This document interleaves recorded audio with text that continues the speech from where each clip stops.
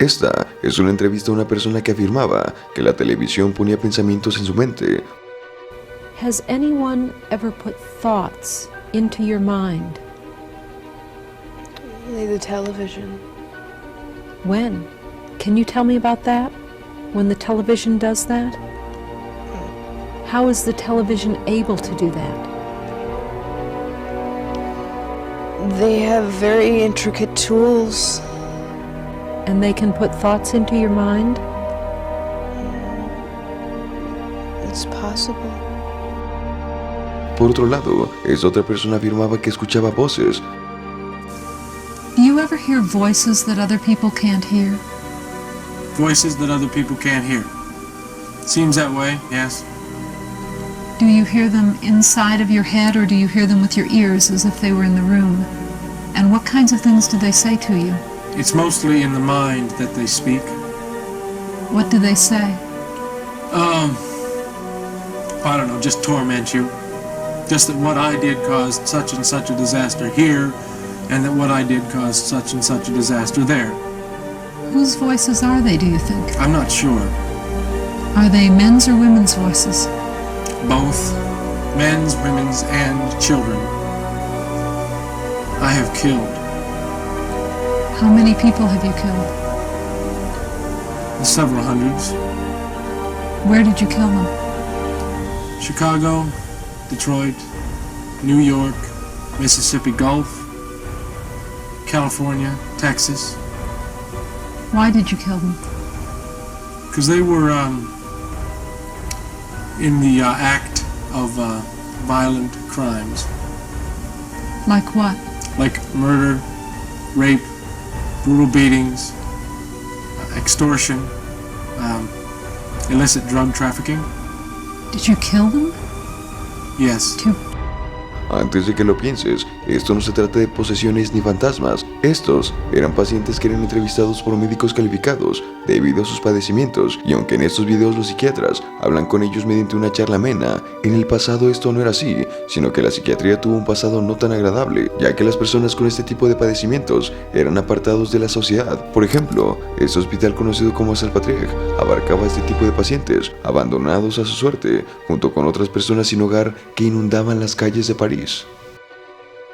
Los trastornos mentales siempre han causado revuelo. Sin embargo, hay un capítulo muy oscuro en la historia de toda la humanidad y también en la historia de la medicina, y este capítulo se remonta a la Salpêtrière, un lugar en París en donde los enfermos con trastornos mentales y otras personas que no eran bien recibidos por la sociedad de aquella época, como las prostitutas, personas sin hogar y todo tipo de personas que eran menospreciadas en aquella época, todas ellas eran abandonadas en la Salpêtrière y allí permanecían abandonados a su suerte, pues nadie quería convivir con ellos. A finales del siglo XIX en París, Francia, el hospital de la Salpêtrière se convirtió en el epicentro de la investigación sobre enfermedades neurológicas y mentales, aunque el lugar no era un hospital mayoritariamente psiquiátrico, sino que en este hospital existían todo tipo de pacientes, tanto pacientes psiquiátricos como personas con padecimientos neurológicos que no habían sido diagnosticados adecuadamente, pero también existían personas sin hogar, además de todo tipo de personas que habían sido apartadas de la sociedad parisina de la época. Estas pacientes eran conocidas como alienadas,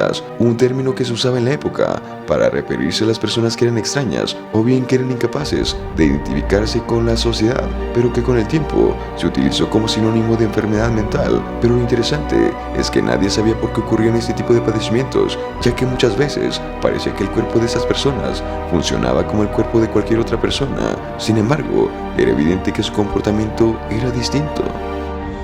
Por aquella época, la ignorancia abundaba en las calles de París y muchas personas con padecimientos neurológicos y mentales eran abandonados a su suerte en la Salpêtrière. Además, por aquella época existía un diagnóstico muy común que hoy se conoce muy bien. Sin embargo, por aquella época nadie sabía por qué esto ocurría. Aquel trastorno era la histeria, un trastorno en el cual las mujeres padecían ceguera, sordera, parálisis, convulsiones, entre muchos otros trastornos más. Sin embargo, ellas parecían estar totalmente sanas y la respuesta a todos estos síntomas se encontraría dentro de su inconsciente. La histeria era en ese tiempo un diagnóstico muy común, especialmente en mujeres, y los síntomas variaban demasiado, desde convulsiones y parálisis hasta la pérdida de la sensibilidad, o bien episodios de risa o llanto incontrolable incontrolables. Y claro, aunque los síntomas eran físicos, no había una causa orgánica que los explicara, lo que desconcertaba a los médicos de la época. Sin embargo, un hombre llamado Jean-Martin Charcot, médico de profesión, pronto cambiaría el mundo con sus descubrimientos.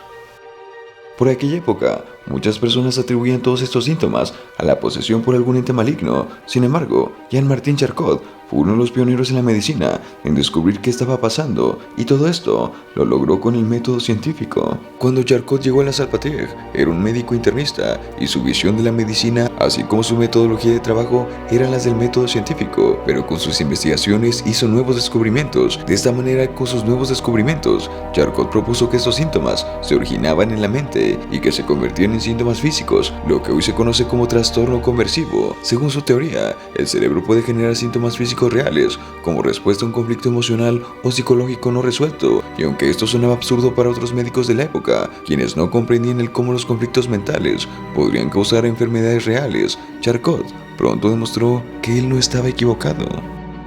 Los descubrimientos de Charcot ayudaron a entender que los conflictos internos no resueltos generan manifestaciones clínicas, es decir, que un conflicto interno recae en alguna parte de nuestro cuerpo y este produce manifestaciones clínicas, lo que hoy en día se conoce como trastorno conversivo, un diagnóstico que actualmente está muy bien estudiado.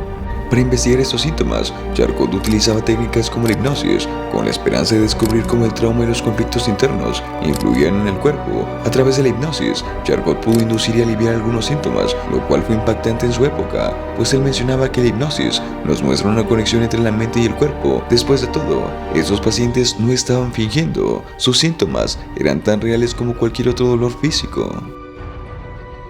Con el tiempo, Jean-Martin Charcot influyó en otros médicos de la época, y uno de los más famosos fue Sigmund Freud, un investigador y científico médico que más tarde desarrollaría su teoría del psicoanálisis, un análisis mucho más profundo de la mente que demuestra que existe de cierta manera el inconsciente.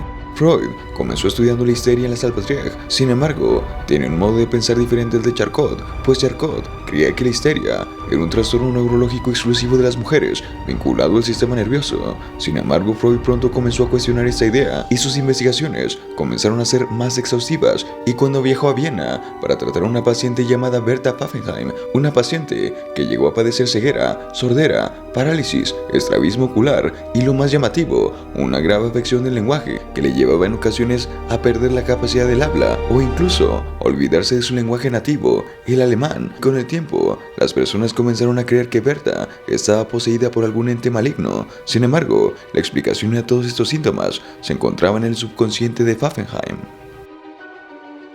Sigmund Freud y sus colaboradores comenzaron a tratar a estos pacientes, haciendo que estos relataran los hechos traumáticos de su vida, y de esta manera sus síntomas parecían aliviarse, lo que hoy se conoce como asociación libre. Freud describió a la mente humana como si fuese un iceberg. La parte visible sobre el agua representa la mente consciente, aquello de lo que somos plenamente conscientes, pero la parte más grande y oculta bajo el agua es el inconsciente, el lugar en donde se guardan los recuerdos, los deseos y las emociones reprimidas. Y aunque el inconsciente no es accesible directamente, influye en nuestras emociones, pensamientos y emociones. Es como un gran motor oculto que guía gran parte de nuestro comportamiento, especialmente aquellos de carácter sexual o agresivo que no aceptamos conscientemente, pero también alberga los traumas del pasado y los conflictos no resueltos. De esta manera, según Sigmund Freud, existen varias maneras en las que el inconsciente se manifiesta. El austriaco representó la mente humana como si fuese un iceberg. La parte superior, la parte de la superficie, es la mente consciente, aquella parte que todos vemos. Sin embargo, en el fondo se encuentra la parte inconsciente, aquella parte más grande que alberga todos nuestros deseos inconscientes, pero también los traumas del pasado y todas aquellas cosas que ni siquiera nosotros sabemos que existen, pero que de alguna manera guían nuestra vida.